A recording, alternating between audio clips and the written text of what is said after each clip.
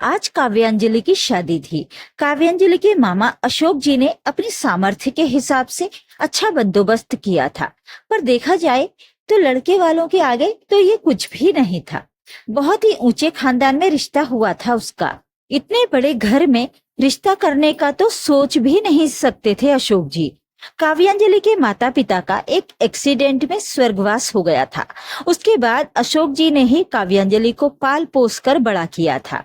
एक दिन कुछ ऐसा संजोग बना कि काव्यांजलि को मंदिर में भजन गाता देख पास के ही गांव के प्रधान की माताजी को अपने पोते अरुण प्रताप के लिए काव्यांजलि पसंद आ गई।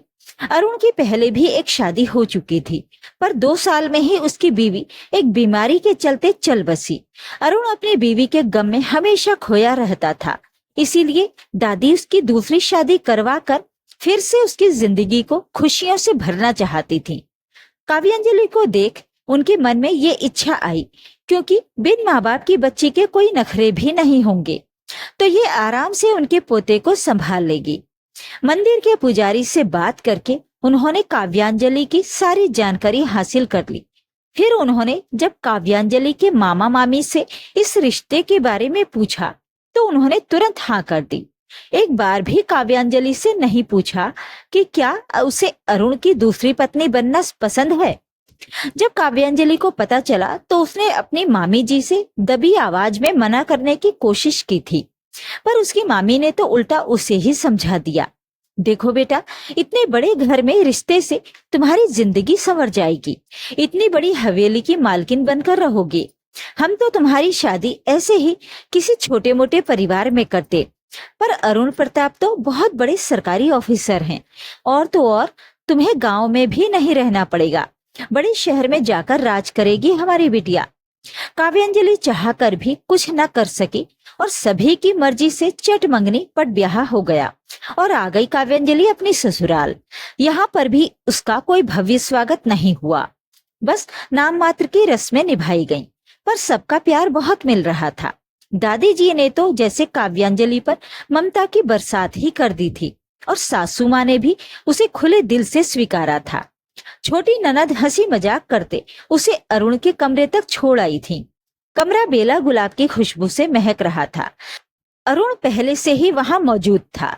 शर्माई सकुचाई सी काव्यांजलि आगे बढ़ी ही थी कि पहली बार अरुण की भारी सी आवाज के साथ उसके सामने था, जिसे पहली बार काव्यांजलि ने गौर से देखा था।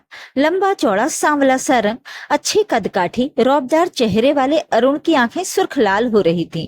देखकर लग रहा था जैसे वो बहुत रोया हो, और इसीलिए आवाज भी भारी हो गई थी। वो सधे हुए कदमों से काव्यांजलि के पास आकर बोला, देखो काव्यांजलि, मैंने ये शादी सिर्फ दादी की वजह से की है। मैं तो आज भी अपनी पहली पत्नी अमृता से बहुत प्यार करता हूँ, उसकी जगह मैं किसी को नहीं दे सकता। ऐसा बोलकर अरुण कमरे से बाहर निकल गया। काव्यांजलि तो कुछ समझ ही नहीं पा रही थी।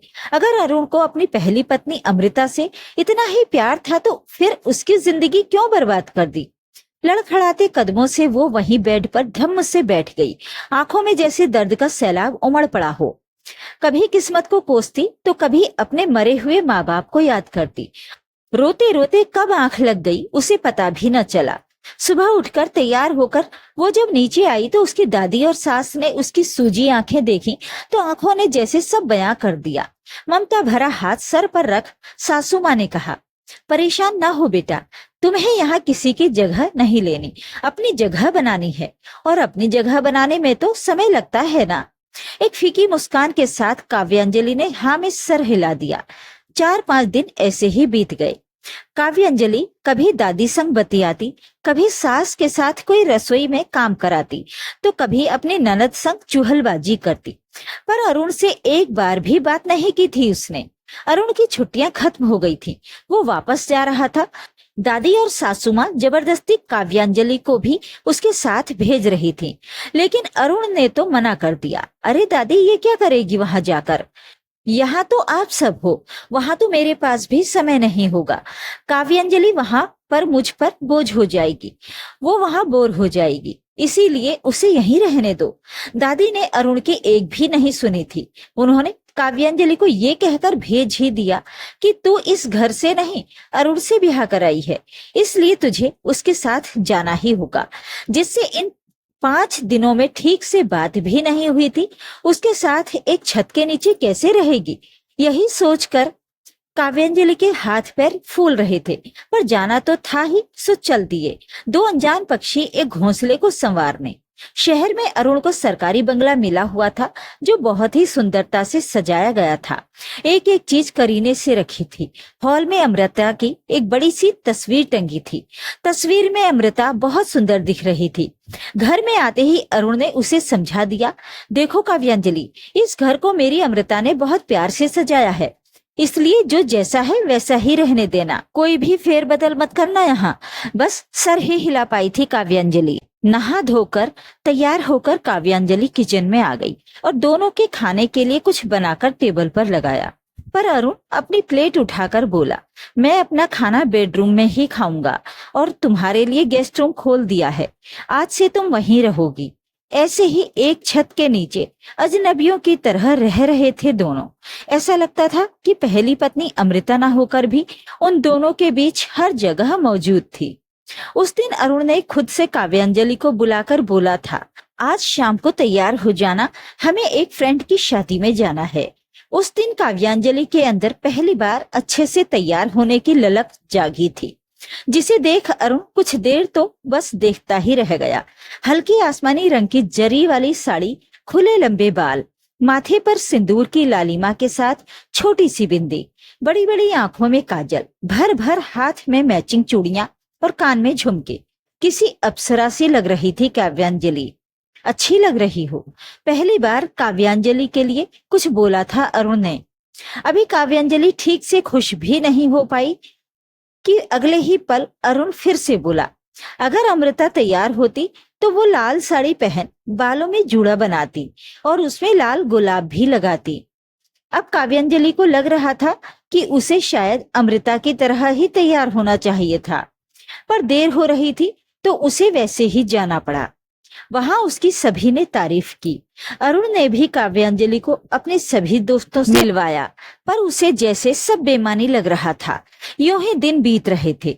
जब वो अपना कुछ काम करती तो अरुण को वो काम अमृता की तरह चाहिए होता, और जब अमृता की तरह करने की कोशिश करती तो डांट पड़ जाती कि तुम उसकी जगह लेना चाह रही हो, तुम अमृता की जगह कभी नहीं ले सकती। उस दिन अरुण का जन्मदिन था। दादी ने उसे 2 दिन पहले ही फोन पर बता दिया था, इसलिए उसने आज फिर अरुण का दिल जीतने की कोशिश की। घर में ही पार्टी की तरह तैयारी कर बिल्कुल वैसे ही तैयार हो गई जैसे अमृता अपनी फोटो में थी। उसने भी आज लाल साड़ी पहनी और जूड़े में लाल गुलाब लगाया था। जैसे ही बेल बजी, काव्यांजलि ने धड़कते दिल से दरवाजा खोला। सामने काव्यांजलि को अमृता की तरह तैयार देख अरुण का गुस्सा 7वें आसमान पर पहुंच गया और इतनी जोर से चिल्लाया कि काव्यांजलि चौंक कर अपने आप में सिमट गई। किसने कहा है तुम्हें अमृता की तरह दिखने को? तुम क्यों हर बात में उसकी नकल कर रही हो? तुम जो उसकी जगह लेने की कोशिश कर रही हो वो तुम्हें कभी नहीं मिलेगी। और गुस्से में अपना बैग वहीं पटक कर जलती आंखों से काव्यांजलि को घूरा। अब तो काव्यांजलि के लिए ये बर्दाश्त करने से बाहर हो गया था और इतने दिनों का दुख आंसुओं के रूप में बहने लगा। रोते हुए काव्यांजलि भी अरुण पर बरस पड़ी। अरुण, आखिर तुम चाहते क्या हो? जब मैं अपने तरीके से तैयार होती हूँ तो तुम्हें अमृता जैसा रूप चाहिए, और जब मैं उनकी तरह तैयार हुई तो मैं उनकी जगह लेने की कोशिश कर रही हूँ। मुझे यहाँ किसी की जगह नहीं चाहिए, बल्कि मुझे यहाँ अपना थोड़ा सा वजूद चाहिए। क्या गलती है मेरी? अगर तुम्हें अपनी अमृता की जगह किसी को नहीं देनी थी तो क्यों मेरी जिंदगी बर्बाद कर दी? मना कर देते अपनी दादी को। घुटन होती है मुझे यहाँ। तुमने कभी सोचा है कि मैं तुम्हारी दूसरी पत्नी हूँ? पर तुम तो मेरे पहले पति हो, और अपने पति से थोड़ी खुशियों की उम्मीद करना क्या गलत है?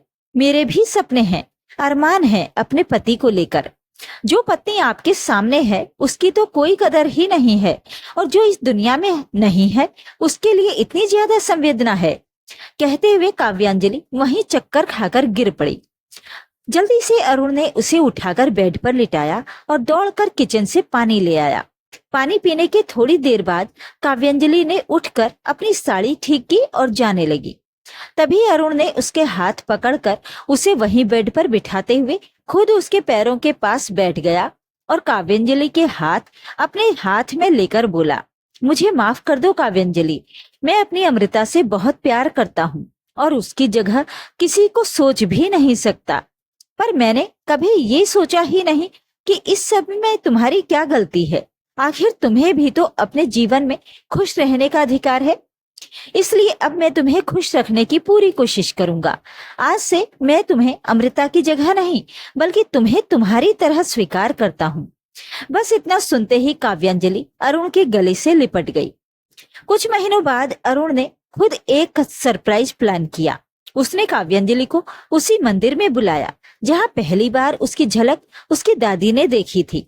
वहीं सबके सामने अरुण ने उसके सामने घुटनों पर बैठकर एक छोटा सा मंगलसूत्र और एक गुलाब दिया और बोला, पहली बार दिल से तुमसे कुछ मांग रहा हूँ, क्या मेरी जिंदगी में अपने नाम की एक जगह दोगी?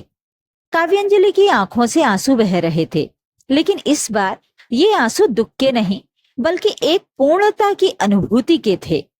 तो ये थी आज की कहानी। इस कहानी के बारे में अपनी राय कमेंट बॉक्स में जरूर लिखिएगा।